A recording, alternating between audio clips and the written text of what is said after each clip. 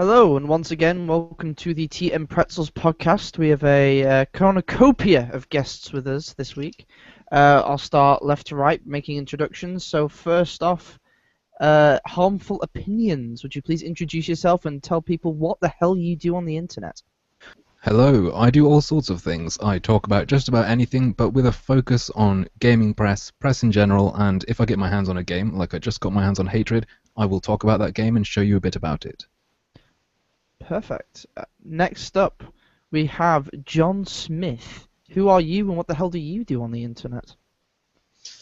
Hello, my name is John Smith. I am a member of the SPJ committee with William Usher, Alam Bukhari, and Dave Rickey. We selected the speakers for our side to represent us in the SPJ Airplay debate that will be happening August 15th in Miami.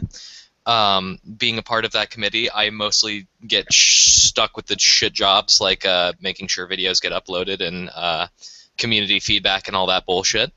But I am very active on Twitter and 8chan, mostly the V threads. I make sure that people stay informed about the event. I try and answer questions and I take feedback. Cool, awesome. Well, you already know me, and you already know Mozier. We've been on the show previously. Well, obviously.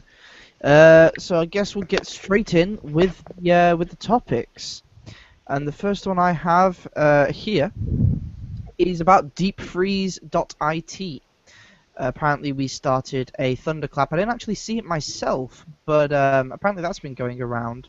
And the hashtag deepfreezeit has been used to further spread awareness of the site, which is fantastic. What are you guys' opinions on Deep Freeze itself and this push itself?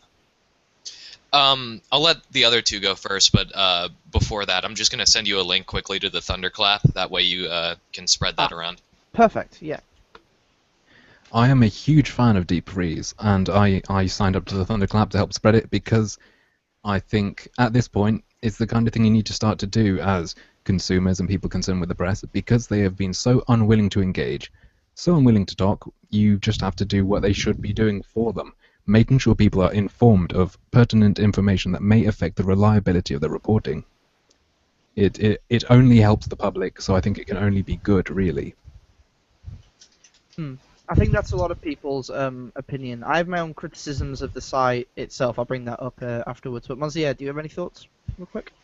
There are some concerns in the back, but they're probably getting sorted out or have been sorted out. And the thing is, one problem that I'm seeing right now is that when Bone Golem puts in placeholders, then antis will use that to claim, look, he's putting names on the list without a reason, and I'm sort of I was kind of confused how this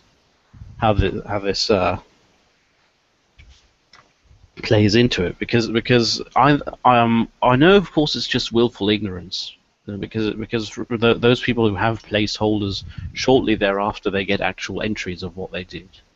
But I wonder how this plays in PR-wise. Even if they didn't get entries, though, it's effectively just a wiki for journalists. So there you have it's like a stub. I think that's what they're called on Wikipedia, where they don't have information yet. Not everything on that website is, damning or anything like that. It's just a bit of information that might help you better judge their writing and any motives they might have behind it, any connections. It's just info. People are treating it like some evil list. But you might look at it, see all these things listed, and you can decide for yourself, I don't care about any of that, that's fine. Or it might matter to you. It's just about making sure people are informed, rather than scaring you off certain journalists, is how I'm looking at it. Well, honestly, to me it seems, of course, the one purpose of it is to inform customers. If a customer reads a review and he sort of has suspicions, then he can look that name up on deepfreeze.it, what they have done in the past. But something I hope that it becomes later on is You'll have to excuse me. That was my phone. I forgot to put my phone on mute. I'm sorry. They know. Shut it down. Something I hope that it becomes later on is a place for editors, for instance, to go and look, that journalist who is applying for a gig, what has he been up to in the past? Yeah, sort of like a record, but a corruption record rather than a prison record.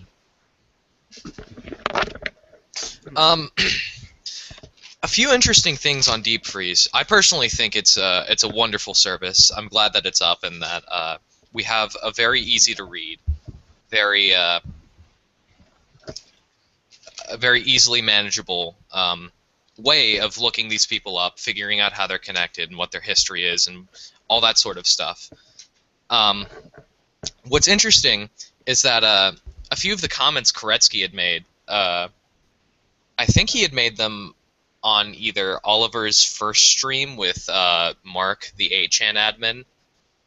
I think it was that stream where the topic of Deep Freeze came up, and if you go and compare Deep Freeze list of ethical breaches to the SPJ's ethics code, he said he had some concerns considering that some of the things on there weren't exactly ethical breaches, and he was very general when he spoke about it, and this was a few weeks ago, so I'm trying to remember, but he thought it was an interesting site. He just felt like he could have put some feedback in as a member of the SPJ, and maybe if I can get in contact with him, we have free time, he would have some interesting comments on that.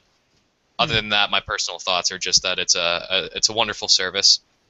I enjoy the way it's being used, and interesting that the Thunderclap is being timed at the exact point of E3, where we're going to be having a lot of games journos running out in the middle of a convention, probably doing some pretty ethically questionable things, maybe. Not to say that that's exactly going to be the case, but... Well, ethical E3, pick one. You can't have both. I think just one big hype train, right? Yeah, that's pretty much it. I think my main issue with Deep Freeze, I do like the site, I love the site, I love the idea of it. The only issue I really have with it, and I know it's a small gripe, is it advertises for quote-unquote ethical news sites on Deep Freeze, and I have issues with that, simply because you're promoting a direct competitor, while at the same time criticizing other news sites. I feel that's potentially a conflict of interest. I don't know if they got paid to advertise for them, but they still are. If they advertise for other things, I wouldn't be arsed, though. As far as the competitive sites are concerned, I don't believe there's any financial connection there. Don't hold me to that. I don't know. I'm in contact with Oliver, but not on a daily basis like I am with, say, William Usher. But and Bone Golem, I think I've tweeted to him a few times. But as far as I know, they don't have any financial connection. And if they start acting unethically or questionably, then of course they're going to lose that spot as an ethical alternative to some of these other sites that have a long list and records of journalists practicing pretty scummy things. I'm not actually a fan of the recommendations either, to be honest, but for a slightly different reason. I think because of its I think it just takes some of the weight away from how serious the site looks, if that makes any sense. Yeah. Because it gives the impression that, oh, I guess they're just friends with these people and they don't like these people, regardless of how legitimate the complaints are. And even though they don't have to do anything too seriously because it's just someone's sort of wiki-like project, but I think it would look stronger if they didn't have the recommendations, just in terms of appearance. Yeah, it's valid. Yeah, it's mostly my issues are just pretty much that, and the language that they use, like they say, visit the ethical alternatives. It's like, well, that's presuming that all the people on the site that have entries are therefore unethical and condemned. I don't think a website should have the authority to say what is ethical and unethical. I do think that the site should only be used for information, and then the viewer of said information can decide whether it's ethical or not. So just be an information site, sort of like Wikipedia in a way, although not shit, hopefully. That's actually what the about page paints the site as being just for information. But I guess the point is, yes, the recommendation list, in my opinion as well, does make it look like it's more than that, which is fine. But in terms of effectiveness, I think it would be a good idea maybe to ditch that. But it's not my site; it's Bone Golem's site, so. Well, yeah, I'm not going to tell him how to and run I think it's his wicked site. anyway. Oh yeah, it's a great site. I'm not going to tell him how to run it. It's just personally, if you ask him for feedback, I would say don't advertise for journalist sites. Advertise for something else, or at least not games journalism sites. Advertise for something else if you need the ad revenue, and leave the ethical sites to be promoted by us. We can promote it ourselves. We don't need Deep Freeze to do that for us. We are capable of promoting them through the heavens if needs be. I'm a bit iffy about it being on a site that directly directly criticizes its competition. Well, also, a lot of these sites have many, many contributors, and I think suggesting that beyond slating the other people as being unethical, I don't think you can make the promise that these sites are ethical.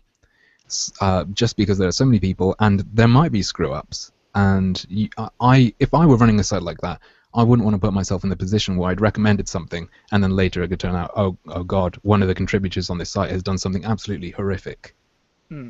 I mean, maybe if I were doing it, I'd paint it as, these are some sites I like. By the way, here are some suggested links from me, my personal opinion. Yeah, if he changed it to personal opinion and just some sites I like, wouldn't have an issue. Would be totally a-okay with that. Would have zero problems. I think it's just a problem of language and the way that he's phrased things. For me, if you just rephrase things, I think a lot of my grievances would be sorted out. He's actually demonstrably willing to do that. Did you notice? I think he changed the harassment tag, which I looked at. I was thinking, oh damn, do you want to be tagging people with that just in case there's a problem? I think he changed it to intimidation, something like that. Made it a bit less. That sounds like a criminal charge, and more general notes. Yeah, generally just kind of dick behavior, rather than something that is actually a crime. At least it is over here in the UK. Well, being an asshole sells. You got to think about that for a second. Yes, but being an asshole is also being an asshole. No one likes an asshole. Well, some readers are liable to be interested in that information. So if you don't care, you'll see that and you'll just ignore it. Some people might care, so it's useful to have it as part of it. So the people who care get it. The people who don't care just see it and can ignore it. And hell, That's a fair point. If you're interested in that kind of thing, and that's sort of what you get into journalism, like read journalistic pieces for, you can use Deep Freeze to find more pieces like it. So hey, if you like that piece of intimidation, check this one out. Top 10 intimidating tweets. Yeah, basically. Does anyone have any closing comments on Deep Freeze before we move on?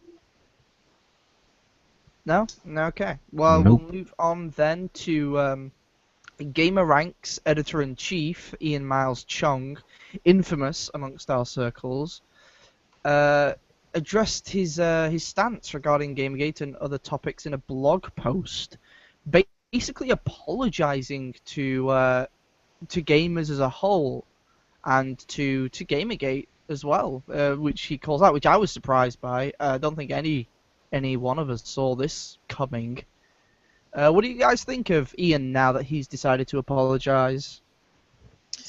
I think it's sad that he got thrown under the bus by everybody who was on the other side of that. I know Randy Harper went after him. Yeah, but apparently Randy Harper also got thrown under the same block bot. I don't have any details on that, but it really sheds light on the other side to see how scummy the people there are.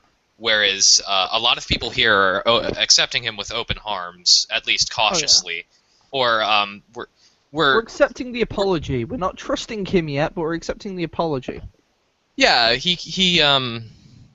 And he can work towards that. We're not gonna put him up on a pike and make him lick our boots and admit that everything he ever did was wrong and that he was an Speak for unethical yourself. shitlord or anything like that. Well, most people I see don't have that kind of behavior, but imagine if the situation was reversed and he had to go to the other side. The other side would never accept him, or if they did, they would treat him like absolute shit and carry him around with a little leash and say, here's our pet who came back to the other side. Look at how much of a shitlord he was. He would be given no respect or platform. At least we're giving him the light of day in the sense that we're accepting his apology and he can atone for what he's done, in a sense. It's yeah, I saw a lot of mixed opinions when it comes to Ian's apology. On some people saying we shouldn't forgive him straight away, we should make him wait, and some people saying we should forgive him straight away and accept him in with open arms. A majority of people saying that we should accept him in, and I'm really happy to see that, because that's sort of the opinion I have. I'd be interested to see what happens, and I'd be interested to see exactly where he decides to take this. I mean, I know a lot of people have been saying, this is potentially another tactic anti-Gamergate are using, but I don't see how. What do they gain by letting Exactly. putting themselves out, getting stabbed in the back by anybody who's already with them, getting thrown to another side, and then what do you do from there?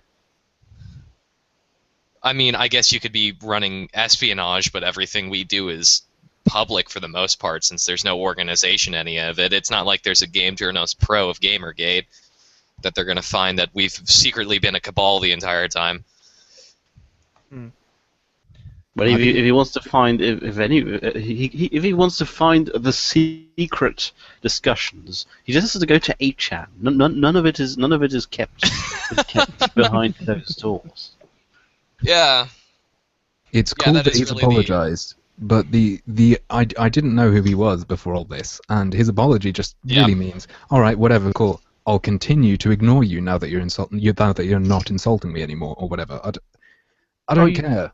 I'm not gonna go out of my way to say I forgive you, and then do what? It's just like, okay, someone called me a dick through blanket statements, and now he's taken that back. Continue to be ignored by me, whatever. Maybe he just wants more readers or something. I don't know. You're not getting your ads back, Ian. Well, I have, I have actually a bit of a different stance. Okay, I guess one hint at it was something that Mundane Matt said about it, and that's that he might be a bit of a fence sitter, who wants to follow the trend before the trend happens. And the thing is, in that particular thing, he didn't put weight on that statement, but that statement was probably the key to what I think is going on with Ian, and that's I don't know who, I don't know what, but somehow the press seems to be shifting. They seem to be losing sympathy for social justice warriors. You see it outside of video games as well. For instance, Mattress Girl getting investigated. Bahamas staff are getting investigated by police, and the press not even necessarily condemning those things. You see it through the way articles are suddenly written. It's like the world is Somehow, actually sane again. with the press. Ian, Yeah, it's becoming sane again in a way. Yes. with Ian, what makes me suspicious as to ulterior motives is that it was like a switch was flipped. And if you look at him, he's not an idiot. As much as I may dislike him, he's not stupid. He would understand how to change his writing and write in such a way as to appeal to a particular audience. And it's like something just flipped, and all of a sudden he's saying things that a lot of the people I hang out with on Twitter really agree with and resonates with us, and is the kind of thing we would typically say. So I think you're maybe right in that it's a trying to catch the trend. He's licked his finger, put up in the air, tried to see which way the wind is blowing, and went with that, is what I suspect. But is that necessarily a bad thing? I mean, if he's deciding that, okay, a lot of people seem to think that this is a good thing and this is something that should be upheld because a lot of people seem to believe it, even though I don't myself, is him going along with that necessarily a bad thing? for example, to throw up another example for what I'm saying, if someone was against gay marriage but saw how much it meant to other people and therefore voted yes in the Ireland elections, because I know they happened recently, is that necessarily a bad thing? I think the difference is that I don't think him doing this does anything. It's just I'm not saying necessarily that it's a bad thing. I'm just saying it's not any reason to be excited or to go out of your way to do anything. I just feel apathy. Well, I absolutely Well- disagree. Absolutely disagree on that. And here's why. Game Ranks was one of the 12, wasn't it? It's one of those particular news outlets that were in that cabal. Mhm. The thing is, the press, the gaming press, this grip they have on the developers, it depends on the solidarity of the editors of those outlets. Meaning, if one of them breaks ranks, eventually all of them are going to break ranks, and of course the intimidation towards the developers is no longer there. It is now still there, but it is weakened, and it's going to continue to weaken. All the other people who are being intimidated, for example, a name that springs to mind is Stephen Totillo. All the people from that are going to see emails Chong sort of go, you know what, I've had enough of this, I'm turning around and I'm going back the way I came, for whatever reason. They're going to see that, and they're going to see the response that he got, and potentially do the same. Well, that's not what my I meant. thought exactly. What I meant was the outlets and the pressure they can put on people and companies depends 100% on all of them closing ranks. None of them. Well, None of them. you're more talking about the game devs and the fact that they were trying to keep the game devs. Not just the game devs, but mostly yes. Well, You the see, game devs are going to see that as well. I'm slightly biased, but I'm interested in seeing Games Press sort of left behind for YouTubers. Well, So well, my look yeah, on this is less reform and more raise. Mine is reform. I think that there's nothing wrong with having written media, as well as video media. Although I get it, your bias. I think the written media is going the way of the dodo. That it is all just gonna be sort of supplanted by the personality-driven content of a Total Biscuit or a Super Bunny Hop. It's actually the thing I want to do with my future after I'm done with this. So you could say I have a bit of a bias towards that happening, but it's the way the wind is blowing. That's where the money's going to be in the future, and that's where everybody gets their information, is word of mouth or through these YouTube channels like that. By the time you reform them, they will be irrelevant. Exactly. But they might start to catch on to the trend, and they might start to reform the more written, styled content to become something like Polaris or Machinima, where they get personality-driven content, and they become like a hub channel on YouTube, and they have their writers become personalities, and they make money that way. Because you're not just going to take a company that's already established and then they're going to dissipate into nothing. They're gonna find a way, and they're gonna reform themselves, and they're gonna head in that direction. So you might see more multi-channel networks come out of these dead journos lists. That's or true. These dead journos. But That is true, but I don't think they're going to be able to get the same grasp they have in the form they are now. well, they'll build up, and they've already got the reputation of being that journo. You know what I mean? They have their reader bases or whatever. So I'm sure a lot of that and whatever reputation they have, it's going to transfer at least to some degree. But it will largely be dependent on what kind of personalities they can get on, and what kind of people they'll attract, what kind of audiences they can hit. Somebody like Matt Pat with his game theories is attracting a much younger audience than, say, Total Biscuit, who's attracting a 25 to 34-year-old audience.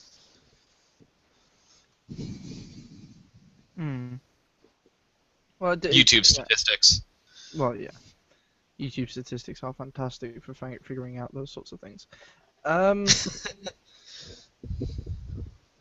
Yeah, does anyone have any closing thoughts on Ian? I know we went really sort of off topic there, but does anyone have any final thoughts on Ian?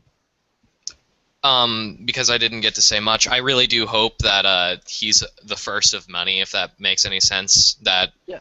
journos start to see how he is not being put up on a pike and his career being destroyed and whatever's going on, even if personally I didn't know the guy and I'm pretty apathetic towards it, that it can start a trend. Hope so. Hope so. I'm with you on that. I just hope he's okay, because like we brought up before, this is members of his own community that are sort of going to be going after him now, which really sucks. Because he can be extremely hard to break out of that sort of community. So next up we have, oh yes, Based Gamer.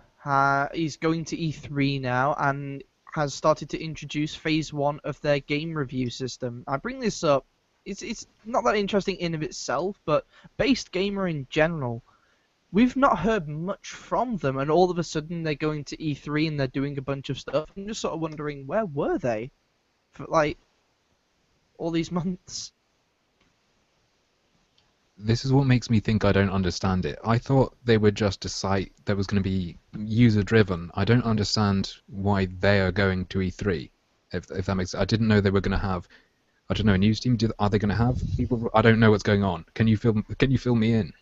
As far as I'm aware, they are a site similar to Metacritic, but for video games. They're community-driven, but they also have some official writers.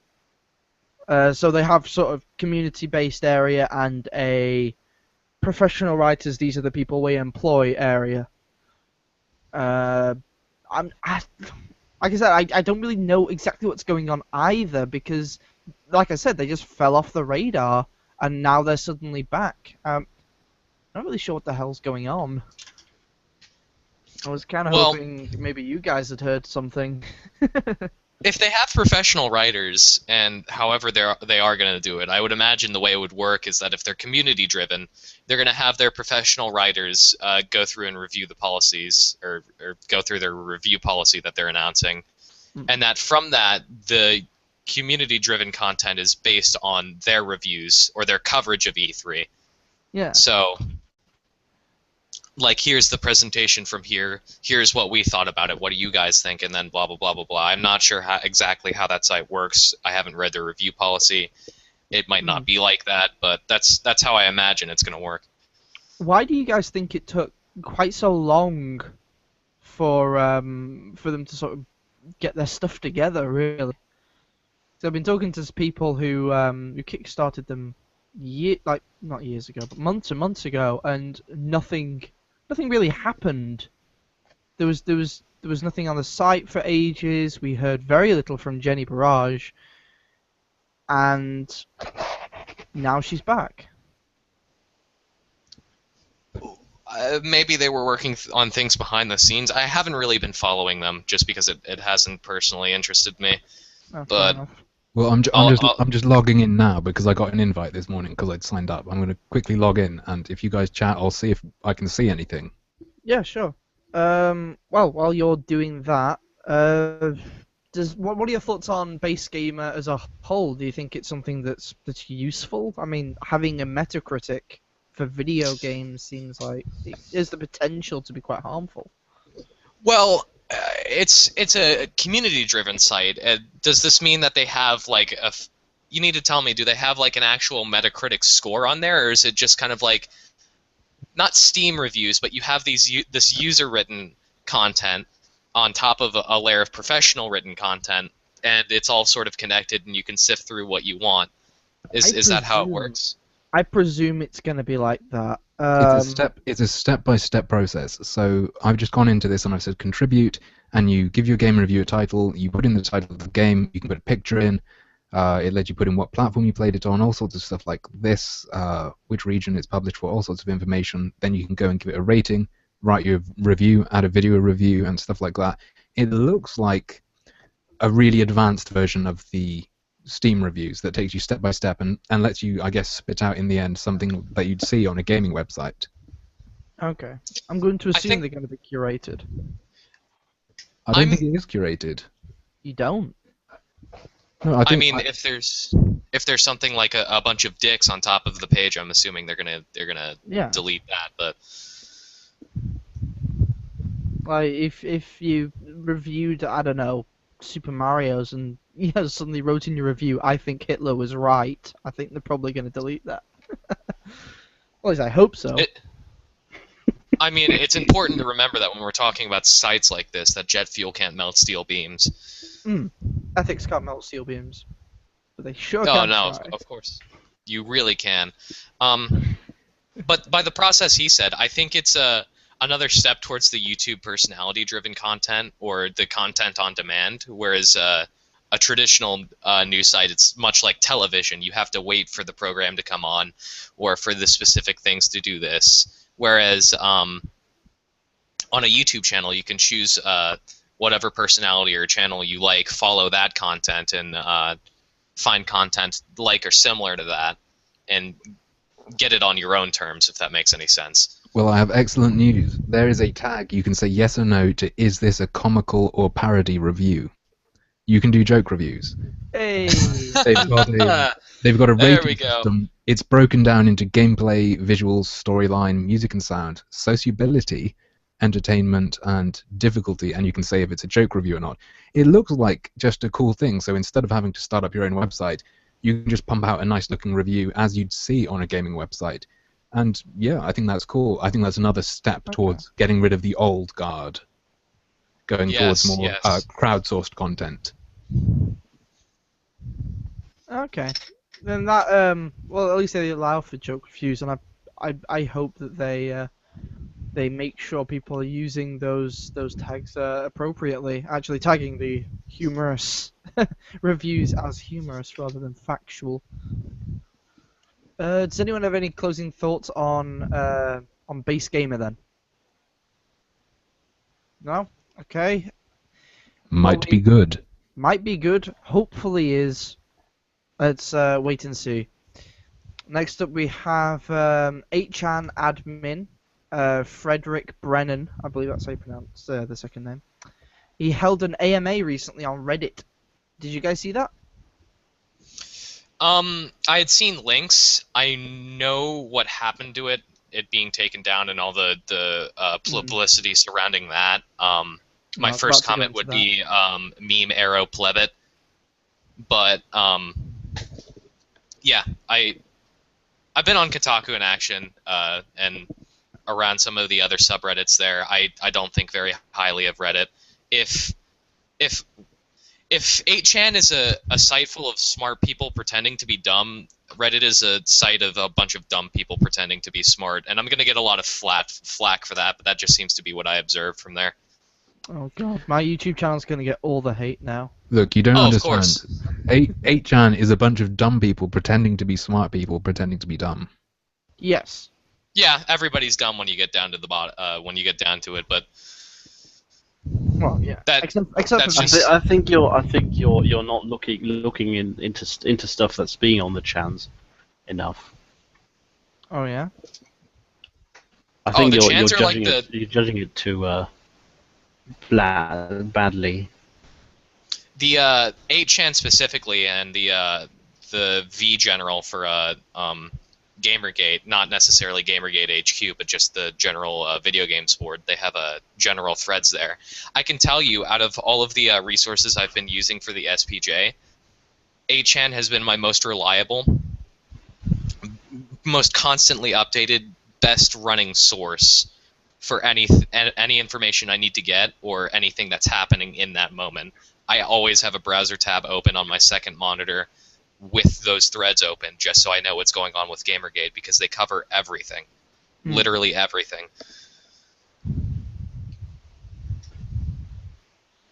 Okay. Well. But to get back on the topic of this controversy. Yeah. Frederick Brennan held an AMA on Reddit. It got removed later on. I'm not sure exactly how long it was up before it was removed. Despite username verification via a GPG message, which was surprising that they didn't accept that. The AMA was restored when Hot Wheels confirmed his identity on Twitter, but that's a lot of hoops to jump through. Do you think they're specifically targeting people on in Gamergate on Reddit quite so brazenly now, or do you think they're getting desperate? Because I know they did. I think they always have. Reddit has been one of the places that's been yeah. censoring the content to Kotaku in Action against Gamergate and Ghazi. And if anything shows up on any other boards, and I believe this AMA was on another board, anything related to that this controversy, even tangentially, like 8chan, which I think the admin had nothing to do with anything related to this, they're going to jump on it like it's a hellfire, because that's just the way they've been running the site for the past 9 months. Oh yeah, I Yeah, totally get that. It's just this is the most brazen example of it I've seen. It's not desperation. Well- They are just a cesspit. Well, yeah. Yeah, I would say that. I assumed that they were a cesspit. I mean. I don't It's- think it's very quite an- highly of Reddit, sadly. It's quite an interesting AMA. I just searched up. I don't know if you guys want to look. I'll link you to it. Frederick is just, when asked about 8chan, he sticks to his whole thing. What would it take to get stuff removed? Basically, he says it would have to be illegal. Same old stuff he's said. Yeah. He stands up for basically allowing people to exercise free speech to the absolute limit of what he can allow. I think that's cool. Also quite an interesting read. He's talking about relocating as someone who is disabled and saying some interesting things about that. So I'd say beyond the controversy of it getting removed and stuff, worth checking out. An interesting read as I'm looking at it now. Yeah, sure. Oh, actually, you did send the link. I'm just blind. Yeah. It's quite interesting. I know I have issues with 8chan myself, but that's just because of Baphomet. Not the biggest fan. I think that's part and parcel of him allowing everything to Yeah. the limit of what he can allow. And I think really if you're going to use 8chan, you know what else could be on there. If you're comfortable with that, whatever. If you're not, don't. I'm cool with that existing, and I'm glad such a place exists. I'm glad there's somewhere that institutes free speech. The nice thing is, once you have these places out in the marketplace of free ideas and you know where everything is, you know where to find it, first of all. So you know where it's coming from. And second of all, you can keep your eye on it. It's not a secret. It's not like you have to open up Tor and go to the deep web to find out where the spooky, scary hackers or whatever the fuck these people are doing are. No, you just type in Baphomet on 8chan and you're there. Better the devil you know. Exactly. Yeah, definitely that. So yeah, that I just found that very interesting. The fact that they actually got rid of Frederick Brennan. I know this has happened previously with censorship, but this is the most public example I remember seeing of it. Do you remember anything like that happening that was more public? The exodus from 4chan was probably one of the biggest internet shitstorms that could have ever happened. Well, honestly, in my opinion. I was speaking mostly just on Reddit itself, but yeah. Oh God, what thread was it that had the comment graveyard? It was something to do with Table Biscuit, was it? What was the fucking Jesus, graveyard where it were just thousands and thousands of deleted comments? I'd say that was the most brazen thing. Oh Oh, God, yeah. I'd actually forgotten about that. Yeah, it was a What was TB that? thread. A TB had put up a topic put up a thread, and people would comment on it, and it got completely nuked. I can't remember what the fucking thread was now. God damn it. Well, Reddit always does that. These are the examples that we only hear in gaming games. Stuff is, for instance, if you remember when Ellen Pao had her lawsuit going, during the trials, every thread on every subreddit on all of Reddit got turned into a graveyard. Every single one. Well, Ellen Pao. I mean. And the mods are fans of censorship. They love it, and they Of course. You've read the mod talk leaks, I assume. I haven't bothered just because I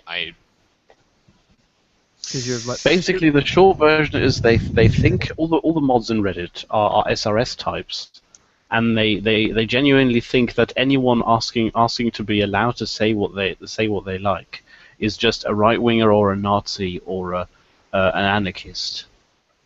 Yes, because that's the only reason that anyone could possibly support free speech. All of these happenings just cement Reddit as a place to be abused rather than a place to cultivate community. I just abuse it as a place to promote myself, really. I do not care about it. If they didn't have all this nasty stuff going on and continuing to go on, as we just saw with Frederick Brennan, as we were talking about, I might care about it.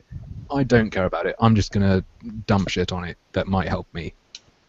Yeah, I agree completely and wholeheartedly with Harmful. I don't know much about Reddit. I didn't use Reddit before this, and I've got to be honest with you. I don't think I'm going to be using much more of Reddit anytime soon. Probably wise. Except After- maybe to look at KIA. Yeah. I don't understand why KIA never migrated. I think it has mostly to do with the comfort level of the people there. Like, if you have a site, you know how to use it, and you're used to the culture there, you have the embodied cultural capital of that community that you formed there, it's easier for you to stay on that boat than to hop ship and make it over to America or whatever. Also, generally speaking, it's usually a bad idea to put all your eggs in one basket, so spreading ourselves out amongst 8chan and KIA. It's probably No, I don't mean to H. And I mean Twitter. to Voat. To where? Different site, exactly the same format. Everything is exactly the same. There's even a Kotaku in Action board. Yeah, I'm only subbed, that I'm it's subbed not- there. It's not run by SRS. That's the difference. Could you link it? I'm Why unaware does no one know about it? I know about it. I'm on there. It's just like a Reddit clone. I've Yeah, been on there for exactly. ages. Like, I signed up just back when Starbound went into early access, I think. So I've been on there. I was on there back when it used to be Woverse or something like that. And I'm subscribed to KIA on there as well. I think it's good to have it there, but like John was saying, it is just the comfort level. It's going to take something severe to make people jump ship, because people are creatures of habit. They're happy to just go on the Reddit/r KIA, and they're comfortable with that. It works for them. Yeah, that was very extreme anyway on Reddit, and maybe we'll be seeing more of this in the future. More AMAs with popular gaming gators being taken down, or threads like that being completely nuked, like with what happened to Total Biscuit. I do think that every time they do anything like this, they try to censor anyone from our side. The Streisand effect really kicks into overdrive. You know, whenever you try to censor something, it actually just drives people's interest in it through the roof. I think that's the Streisand effect. So I really think they're just sort of shooting themselves in the foot whenever they try that. Any final thoughts on Reddit or Frederick Brennan before we move on? Pleb it.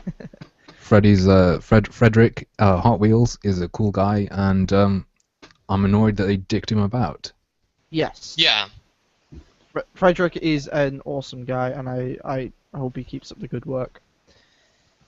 Okay, so next up we have the hashtag Games Press, originally intended for launch's Meet the Games Press and Marketing Professionals Conference, was used by us to spread information about unethical journalistic practices within the gaming press. Due to us doing this, aggros have collectively lost their shit. It sounds like every other time we've taken one of their hashtags and repurposed it. This isn't even one of their hashtags. That's the hilarious thing. It's not even theirs. And I'm using their crap.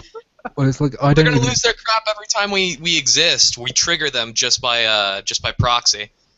I should put a trigger warning on this if any of them are watching. Just, don't want to set any of them off. Let me guess. Eventually, A-Team was there as well. I don't know Probably. if 18 was there. They probably were. They're fucking everywhere. I don't pay attention to them. I would don't- generally recommend that you don't. I don't actually agree with the terminology of hijacking or taking over, because it's a fucking hashtag.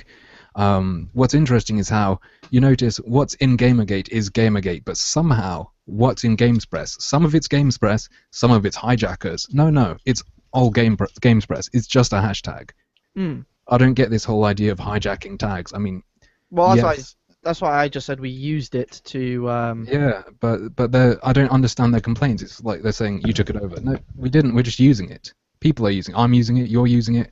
Individuals are using it. What's in the tag is what's in the tag, and it's not like something special that's been repurposed necessarily, in the sense that some people are talking about it as if it's been corrupted. It's just metadata. Well, the thing is, the reason why it's called hijacking is because the people in that particular media establishment, and that's not just anti-gamers and games press. It goes beyond that. Are always trying to use hashtags as sort of a platform for everyone to talk. And then this huge crowd of gamers just crowd the platform and shout around their statistics and not their statistics but their graphics. I think the term hijack and sort of take over, that terminology is often used when it comes to a hashtag. I think mostly because of the way hashtags are viewed. For example, if I click on the Gamergate hashtag right now, we have not the live tweets as default, we have the top tweets as default. And normally, when you set up a hashtag, you want the top tweets to be, well, whatever the hashtag's about. If it's set up to promote games journalists, this games journalist meetup, it should be stuff with regards to this meetup. That stuff should be at the top. Instead, it's called taking over because we promoted our stuff, the unethical practices. We managed to get that to the quote-unquote top tweets. And I think that's why that terminology is used. Although I would agree, it is kind of bullshit because I understand your viewpoint, and I understand why it's seen as hijacking. I just think they're incredibly stupid to try to promote something with a hashtag in that way, where like if Coca-Cola is doing a promotion or something, or some major company, all they need is for that hashtag to trend, because the whole of the advertising is within that hashtag. If they've got something as generic as Games Press, that trending or anything isn't going to help them that much, and it's just so dumb. I don't understand why you would try to do that if something more than the hashtag itself mattered, and you want it to look like some good PR thing, give you promotion like that. You're an idiot to do it like that. Basically. Yeah, I would agree. If you're going to do promotion in a hashtag, the promotion should be within the actual hashtag itself, rather than the tweets with that hashtag attached to it, because that can be very easily switched around and used against you. It was a dumb move, and we exploited it, and that's it, pretty much. End of story. But I think it's just absolutely hilarious that the anti-Gamergaters lost their shit, because this is an example of us linking to ethical stuff, dealing in ethics alone, not going anywhere near feminism, nowhere near SJWs, nowhere near misogyny or any of that crap. This is us dealing with ethics and ethics alone, yet still misogyny somehow found its way in. Because it's their narrative. If they don't have their narrative, they have nothing to stand on. It's not just because it's their narrative. It's more because it was never about what they claimed it was about. It was about this. That's why they're still angry with this. That's mainly the reason. You're gonna need to run that one by me again. If for instance status A, we present the usual initial spark that lighted Gamergate, and then there's of course the anti-SJW component, and there is the anti-press corruption component. So they'll come along and say the anti-SJW component makes up the entire thing. Which is why we hate the entire thing, and hence you must hate women, or one way or the other. And then if you have something that is only the press corruption, and they're still angry, obviously they never were on about the SJW component. It was they were covering up the press corruption from the very start. Hmm. It's just reductio ad absurdum. Okay, I think I'm with you there. But yeah, I just think that's hilarious. It's a perfect example of exactly what we've been talking about. Yeah, it proves to us that their narrative is bullshit, basically. Does anyone have anything else to say on Games Press and launches Meet the Games Press and Marketing Professionals Conference? God, that's a long title. In fact, actually, Games Press, I'm not sure how you fit all that into a hashtag. The GPMPC, maybe? But yeah. Does anyone think anything's going to come out of that meeting itself, maybe? No idea. No idea? No speculation? No nothing? Perhaps How are we going to be there with the Games Press meeting? if I had more context, maybe, but all I know about it is that they tried to use this Games Press tag and other people used it. Surprise, surprise! Other people using the hashtag. I'm looking Yeah, it up that's my now. extent of the knowledge on the topic as well. I'm looking it up now. I'm trying to find out more about this. Yeah, it's a general meetup with people within the Games Press media and talking about how they run their business. Do you think the use of the hashtag by us to highlight unethical behavior, do you think that's going to change the meeting at all? Because I mean, they can't just deny that ever happened. I think they're going to have a Tim Schafer moment where somebody's going to stand up and make an ass of himself, but I don't think that's going to be anything important. No, please don't have another Tim Schafer. We have enough with one. For God's sake. I No, think they're Well, not. not like a. I don't think he's going to like split like an amoeba, become two, attend the event, and then pull out his sock puppet. But I'm saying somebody's going to say something really stupid to make an ass of themselves. But but isn't that the thing isn't that is- a given at a Games Press event? oh, of course. What, yeah. But nobody's going to be watching and nobody's going to care because it doesn't seem like that big of a deal. Let them have their little meetup or whatever. It's It's not it's like he's doing it in difficult. the middle of an award ceremony. It's difficult to really tell how it's going to affect them because the difference is that the GDC was basically in gaming social justice warriors united. You know, it was specifically UBM stuff and just a few people tagging along and some young people hoping to get jobs. But Games Press that goes beyond just UBM. So it might, in one way, that might mean that they're not going to be as shaken up by all of this. Their jimmies won't be as rustled. On the other hand, their jimmies might be even more rustled because it is divisive within the gaming journalism community. Because some turn out to be ethical and some do not. Well, I guess we'll just wait and see what happens. Really, I've never heard of this this meetup previous to the Games Press hashtag sort of coming up. Hey, I guess the promotion worked Well, in a sense. not all publicity is good publicity, unfortunately. But it really is at the end of the day. It really, really, really isn't. That much I can assure you. So next up we have Stephen Russell writes about sexism and The Witcher 3. What the Polygon article got wrong. Referring, of course, to Polygon saying that The Witcher is horrible and sexist. I mean, do we really expect anything else from Polygon? But it's nice to see people coming out and properly, professionally critiquing other journalists.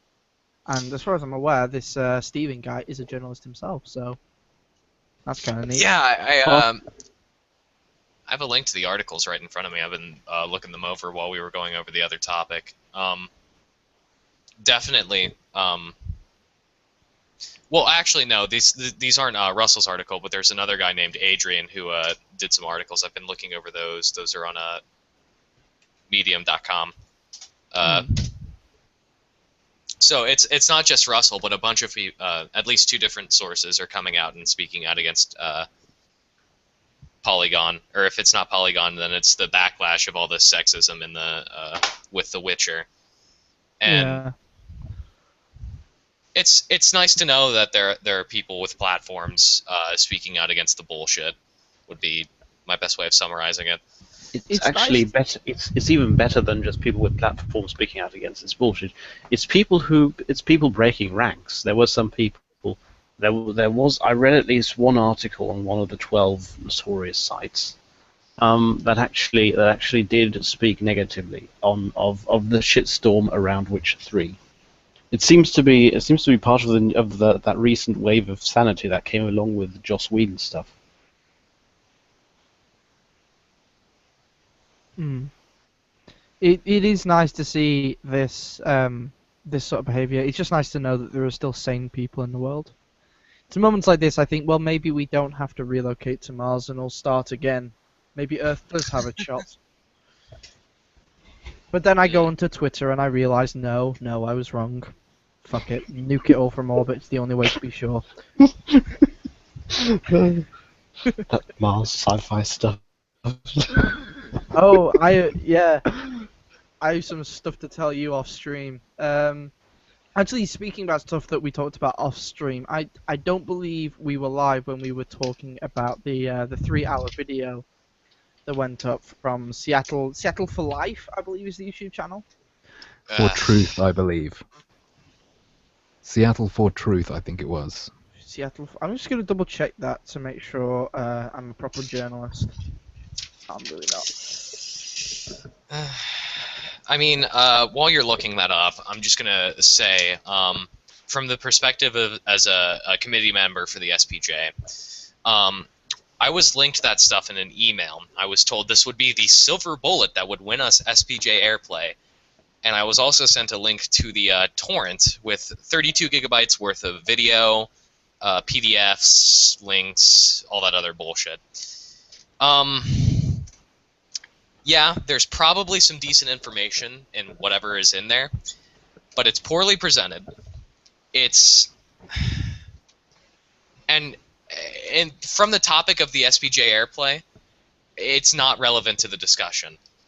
I agree that there's a big part of it in education reform in the United States. I just graduated high school. I've been through the education system. I'll agree that there's a lot of things going on in there, which is the root of the problem when you get down to the social justice warrior aspect of Gamergate, or not even necessarily Gamergate, but the rest of this it's not worth my time for the 2 months I have to prepare this event to sort through all this bullshit and get it working, and especially not to buy 40 gigabyte flash drives to put under the seat of every journalist there to make sure they have the critical information they need to know that the government's been lying to them, because I'm going to go through the entire video and speak like I'm Solid Snake, but imagine my voice is 3 octaves higher because I'm like 12 and trying to do it or something. It's probably not 12. It's bollocks. It is the fucking 3 Brits in here would say it. It's bollocks. And he's probably not 12, but he sounds like it. I think it's bullshit. I haven't looked at it, but it certainly smells like sophistry.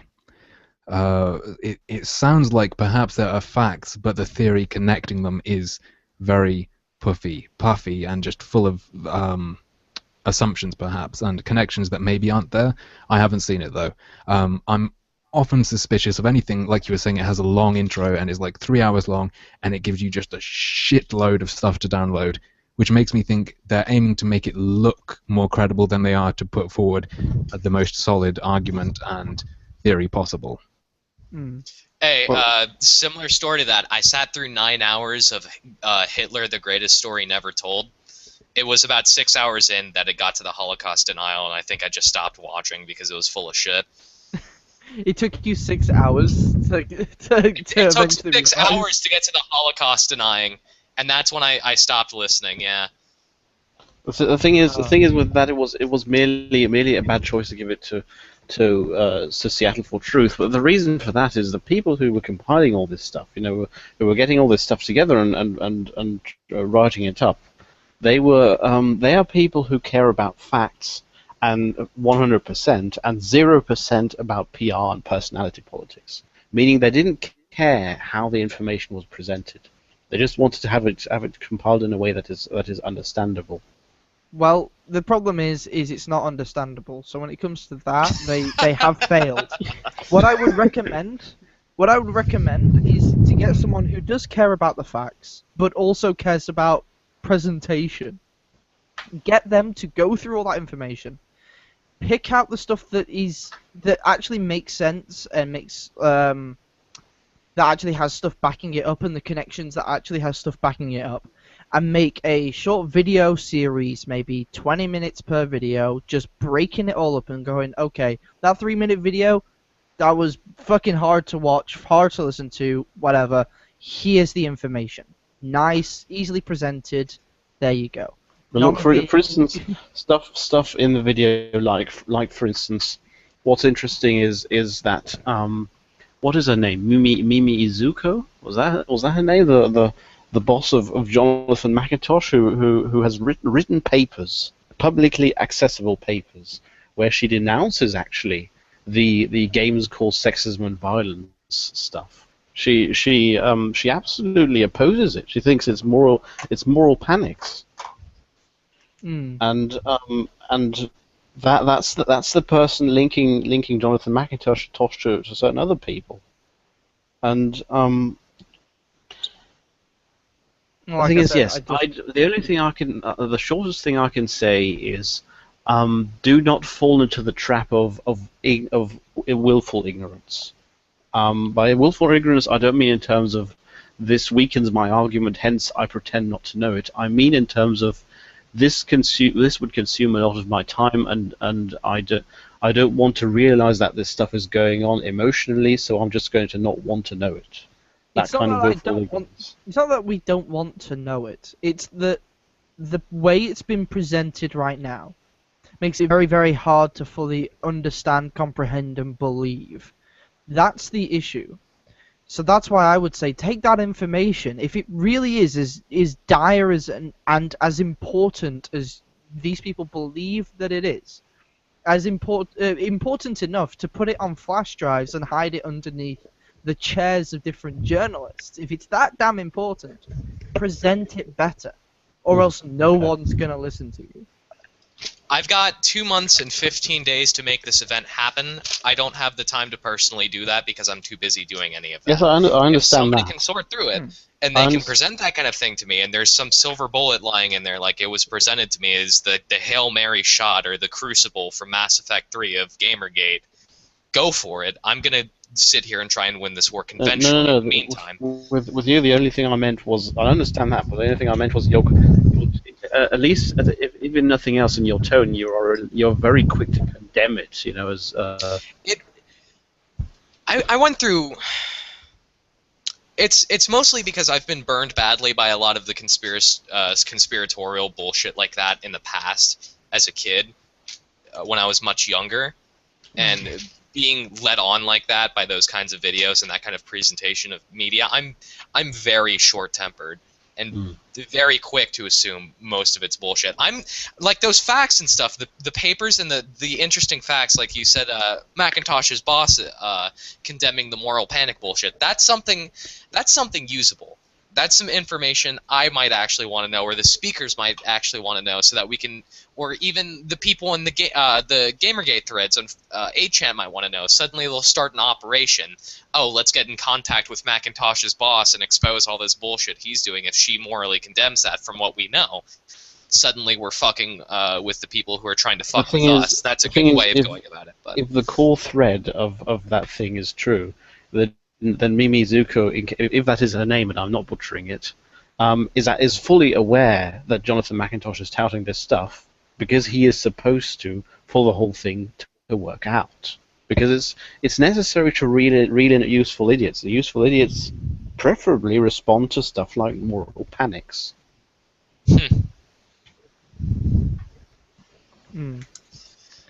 My point is, I've got a specific event I'm working on making sure happens in 3 months. After that 3 months is up and I'm still around, I'll look into how else I'm going to save the world. Right now, I have what I'm doing, so I'm not interested. Not until somebody can break it down for me, or I can go and do it myself. I don't have that luxury. But yeah, just get someone to present it better. That's the main issues I have with it. Just I couldn't sit through and watch it. I think I got about an hour into it, and I was like, I can't process all of this. I need someone to break this up for me because I can't watch it. Hence, I went for a TLDR version, who's someone who did watch it all the way through.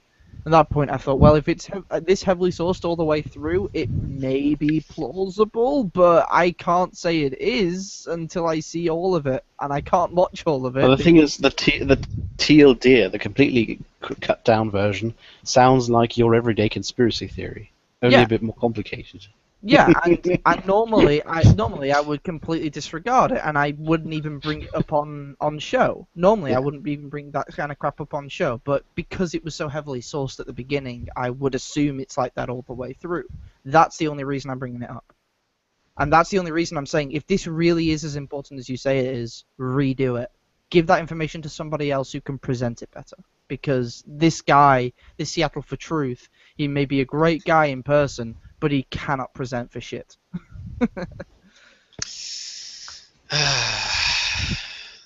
Anyway, with that discussion out the way, I don't think we have any more closing statements on the Seattle for Truth video.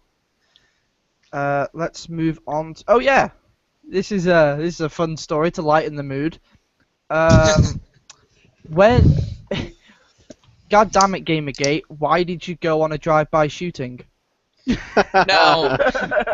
Communist Naruto giving. Yeah. Yep. Might want to be careful. Communist Naruto really has some facts to back up that happening. Yeah. Did you guys see the address? The not the address. The street he said it was on. It doesn't It exist. doesn't exist. Yeah, it doesn't exist. We bent the space-time continuum to go on a drive-by shooting that failed. I Hey, mean, look, as far don't- as I know. You go, Harm. Yeah, you go. Don't underestimate gamers. If we need to pull off a drive-by, we will do it, even if the street isn't real. Yeah, We'll just pave it, and then we'll fucking pull it right back up by the time we're done. we'll just go into like Sim City, just like bulldoze the houses, make the street, delete it afterwards. They'll never know.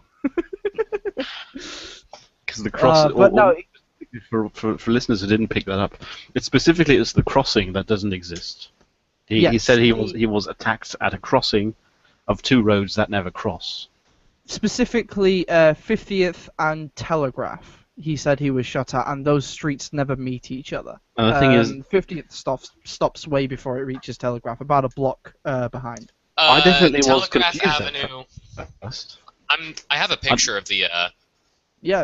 I was Google confused Map. at first when I heard all of this for the first time, and the reason for that is, which is probably why it's good if we summarised some of the stuff for people who haven't picked it up. Communist Naruto is sort of a different Christian Western Chandler, you know, a massive lol cow who has multiple communities on the internet dedicated just to trolling him and milking him for lols. And Yeah, he's just a locale. First he was a trans communist, who then with different things with losing his job and then getting thrown out of his roommates because of some stuff he did. Wait, sorry. And Hey, then they're a trans communist. Is that someone who's supposed to be a communist but is born in the body of a capitalist? basically he hates capitalism. He hates capitalism because he thinks capitalism facilitates transphobia. Oh, give that man a cookie. Oh, that was really... And now he is actually not even a communist anymore. Now he is an anarchist. He's a very strange individual. And he also doesn't want to be called a him anymore. He's completely trans now, meaning he wants to be called a her, and he also changed his name. And he's also been known on the internet for for stuff like being predatory and throwing hissy fits and getting into internet tough guying with random communities that just want to milk him for lols. And part of that tough guying was he was constantly challenging that one community called, I think, Kiwi Farms, he was challenging them to a real life, to sort of a real life duel, a real life battle, and and to meet at a specific place, and then he didn't go to the place, and then later on he may have after all, and then in the course of that, he suddenly wrote he had been shot at in a drive-by, and for some reason he mentioned Gamergate, that we would have been involved. Hmm. He said, let me just bring up the actual what he said specifically. So what I mean by all this is he has a history of being batshit insane. The actual quote with regards to Gamergate is the last sort of line when he's talking about the quote unquote drive-by shooting, and he says, quote, "I am scared. I understand these Gamergaters and MRAs have fucking issues, but they do not need to. But do not take it out on the people of Oakland FFS, for fuck's sake." And then he actually hashtags it MRA terrorism. Yes, and again, drive-by shooting, hashtag shots fired. Again with Gamergaters being MRAs and vice versa. So beyond the obvious madness, are they suggesting that you should take out your anger somewhere else with the drive-by? Just not Oakland, somewhere else. Just not on trans people, but on other people. That's okay. Yeah, trans people and in Oakland, basically. But is Oakland like the meeting place of all trans people? Is that sort of like just the HQ? crossroads? Just like Crossroads that doesn't exist. The crossroads that don't exist, yeah. Tumblr right now is exploding. That's for a different reason. I just thought I'd bring that up because I saw that and I thought I can't not talk about the infamous drive-by shooting of 2015. It's ridiculous. And also the fact that because it was a failed drive-by shooting, it obviously wasn't gamers. Gamers wouldn't miss. Oh, and another thing was the police. The police actually did state there were no reports of gunfire in that area. So. So it didn't happen unless we attacked them with like elastic bands or something. The only way in which it could have happened would be if we had a time machine. If we would have first enacted the drive-by shooting, then erased the cross, then waited until he was out of area, then erased the crossing that it happened at out of space and time, and rebuilt that area, possibly by altering building plans, and then. If we erase the shooting itself out of space and time without affecting him. Like I said, we bent space-time continuum and made it work. Guys, if we did that, we'd have to get rid of a pizza place, another restaurant, and a Ruby Garden, as well as probably push the fire station across the street. Look, okay, this guy is an important target. We need to get rid of him. Okay. I don't know, man. That pizza place looks pretty good. I don't want to move it. This is just some Doctor Who tier shit. This is like us. Oh man, this whole conspiracy theory that we committed this drive-by shooting. It's like the Allies in World War II shifting all of Britain over to one side in order for a sniper to get a clean shot on Hitler's grandmother or something. It's not even the actual guy we would go after. It's just some random guy. Okay, cool. Also, the very community that supposedly did this, the Kiwi farms, they would be the last to want him dead. That's another part of the irony. I didn't know that did he actually call out a group for doing it? Like, no, he just put the name of Gamergaters and MRAs on it, as you've seen yourself. But from his previous and following Facebook posts, it's pretty evident that it was in the course of his beef with Kiwi farms. I've never heard of Kiwi farms. Exactly. Basically, a more aggressive /cow community. Okay. Yeah, kind of ridiculous. Does anyone have any closing statements on the drive-by shooting? other than the fact that we are. The I would roast I would like to take full responsibility for this. You son of a bitch. Just that's my official statement. I, As- I bought As- him the pizza he used to shoot at the. He shot the bullets out of a pizza. well, yeah. It We was, hid the gun it was in a the hot pizza pocket box. on, No, you had the gun Yeah, in it was the a hot pizza. pocket fire. You had the Yeah. gun in the pizza. Pizzagate. Hashtag Pizzagate. Pizzagate. He shot what was it? Pineapple out of it. course. Well, yeah, well, naturally. Last up, seeing as how we've sort of milked the shooting for all it's fucking worth, cops have now decided to help out all GG meetups from now on.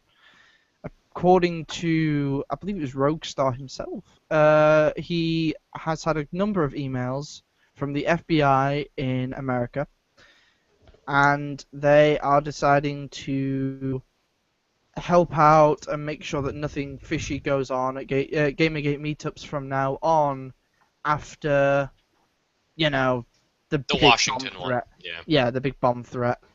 Someone among the antis must have pissed off the FBI. Well, yeah. If not through Yeah, the of constant course. digging. Well, Don't you generally speaking, if you cause a bomb threat in your nation's capital, this is gonna piss some people off. Don't you read Gamergazi? The FBI are infiltrated by MRAs, who are also Gamergate. Ah, yes. So of course they're going to help us. They've been helping us all along. Ghazi. If there was ever a shittier shithole on the internet, It's a just little a known fact. cesspool. It's just so hard to Before- believe that some people actually believe even just the reasoning leading to it. You know, the only reasoning that I ever understood was the FBI is predominantly male, and therefore there must be this alliance between Gamergaters and MRAs and the FBI and anyone else. Because patriarchy. Colonel, I've infiltrated the FBI. This is Snake. Even before burgers and fries, there was actually a hashtag FBI. Oh, really? Oh, of course. Yeah. They've been doing it for years, man. They have the comm trails up on the airplanes. They're spraying chemicals into the air, man. We have Come sleep on, put rating. on this tinfoil hat. That way they can't hear what you're thinking. Of course. Of course. Ah.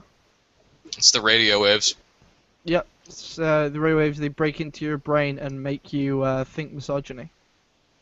Yeah, that's pretty important news that the FBI is taking our side on meetups as well, because Oh, yeah. especially with Airplay happening, there's going to be a meetup in Miami the same day. I know there's a meetup planned in Orlando, and I'm hosting a meetup in Tampa, so it's nice to know that I have the security of that kind of protection there, so that if anything happens, Mm. well, That you're going to have people behind you, which is the important thing. oh, of course. Mm. I would rather we didn't. Sorry, someone just commented on the video saying the drive-by happened at a non-existent intersection. Yeah, I think we covered that. Yeah. But yeah, it's good to have someone official, sort of backing you up if anything weird does happen. Yeah, Generally, a good especially idea. in very public areas and stuff. Mm. We don't want Well, anything can happen. actually happening. Well, it's like apparently the bomb threat was actually a credible bomb threat. Like it could have actually been something, which is We slowly don't know at this point. And we don't know at this point. At this point, because the person, because that would be circular logic. Because the FBI now decides to help due to a bomb threat having been credible, but they were the ones that gave the tip that it was credible in the first place. What? Who, Wait. the FBI gave the tip that it was credible? Yes. Yeah, they said it was credible. And Yeah, it therefore would be they- circular logic. So someone among the antis must have really pissed them off to a point where they say we have to do at least do as much as would be in our position to, in order to make this nonsense stop at some point. Well, it would have been. I would have thought the bomb threat itself would have been enough, considering it was in the nation's capital. Oh, Yeah, of course. I guess so. Any bomb threat in Washington D.C. is immediately credible. Doesn't matter if you write it down on a piece of paper and throw it down the street, or it's like in a direct line to the President of the United States. It's credible. If you Okay. whisper it into a can of baked beans, a SWAT team just shows up at your house. Yeah. Oh that's no, how it they don't works. show up in your house. They crawl out of the can of baked beans.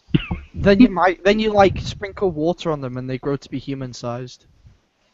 That's how the Oh, of course, FBI yeah. works. Yeah. Well, you don't want tiny FBI. That'd be kind of useless. Well, I don't know. The Ant-Man trailer, he got like really strong when he was small. That's like important and stuff. I'm sorry, but that's ableist as fuck. Just because someone's like 2 millimeters tall doesn't mean they're not very effective. I'm sorry. Yeah, I'm- come on, I- check your 6-foot tall privilege, dude, or your average human size privilege. I'm actually 6'2", so check your short privilege.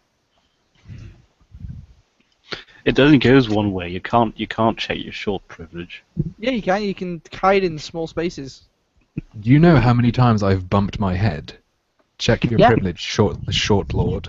Yeah. Short lord. Short lord. Sure. Fucking hell.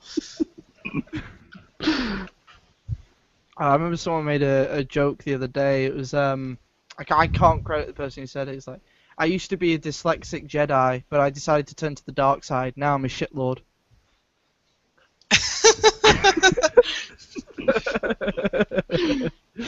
That one's pretty good. That made me laugh. Yeah, that's actually all the topics I have for this week. Did any of you guys see anything crazy happen you want to talk about? Is that Exactly an not, invitation to exactly shell not. myself out? Not yet. Well, if we have nothing else to talk about, I mean, we can start going to Well, the shameless I guess shilling. you're right. If we have nothing else to talk about, we'll move on then to the shameless shilling. So we'll start off same order as before. So, Mr. String / harmful opinion / I believe it was Tim. Yes, indeed, it was Tim. You can shamelessly shill exactly whatever it is you want to shamelessly shill. Where can people find you if they want to hear more of your ramblings? They can find me at youtube.com/harmful opinions. At the moment, I have a sort of highlight Let's Play of Hatred up. If you want to see what the fuck is going on with this scary game that everyone's talking about and panicking about, go to my channel. You can see like an overview of every level and the ending, if you so wish to see it, and don't mind being spoiled. Okay, perfect. Next up, we have John Smith. Where can people find you if they want to hear more of your inane ramblings? My name is John Smith. I can be found on Twitter at 38ch_John Smith. You can also get in contact with the committee directly at boards.38chan.net/AP for Airplay, the Airplay board of 38chan. I constantly and frequently lurk the Gamergate General on V and 8chan. You can always follow me, and I'll follow you back. You can direct message me anything you need. My email is johnsmith@38chan.net. Any questions, comments, or concerns about the SPJ Airplay event happening August 15th in Orlando, which will be live streamed, can be directed towards me, and I'll try my best to answer them. Awesome, great. Monsieur, where can people find you if they want to hear more from you? Oh no, I've done the shilling in other Pretzels podcasts already. Alright, fair enough. Well, you can find me at A Man in Maroon, and on this very YouTube channel you're viewing this on. Crazy technology nowadays. Huh. So yeah, subscribe if you want to see more of this. I do this show, it's a weekly thing. If you want to get on the show, tweet at me at A Man in Maroon, with all the underscores instead of spaces. And I'll be sure to let you guys on. If anyone wants to come on, wants to chat, wants to see what's going on. Alright, well that's goodbye from all of us, and have a good evening, good day, depending on where you are.